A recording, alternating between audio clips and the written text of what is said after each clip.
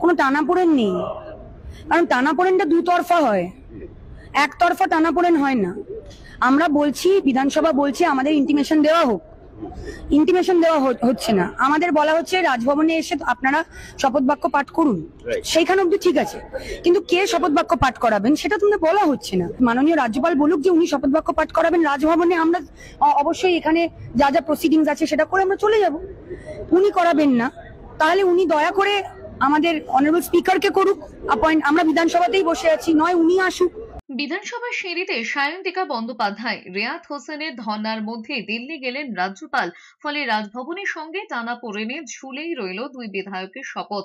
বিধানসভায় এসে রাজ্যপালকে শপথ বাক্য পাঠ করানোর দাবিতে অনড় রয়েছে নতুন নির্বাচিত দুই বিধায়ক বরানগরের সায়ন্তিকা বন্দ্যোপাধ্যায় এবং ভগবান গোলার রেয়াত হোসেন সরকার। মঙ্গলবার রাজভবনের তরফে 3 পাতা চিঠি দিয়ে টুইট করে বলা হয়, বুধবার রাজভবনে এসেই তাদের শপথ নিতে হবে। কিন্তু শপথ গ্রহণের সময় পেরিয়ে গেলেও বিধানসভাতে বসেই রইলেন দুই বিধায়ক। যদিও স্পিকার বিমান বন্দ্যোপাধ্যায় অভিযোগ করেছেন, রাজভবনের তরফে এ ব্যাপারে কোনো রকম যোগাযোগ করা হয়নি। বিমান বন্দ্যোপাধ্যায় আরো বলেছেন, সমস্যা না মিটলে তিনি আইনের পথে হাঁটবেন। শেষ পর্যন্ত রাষ্ট্রপতির দ্বারস্থ হওয়ার কথাও বলেছেন।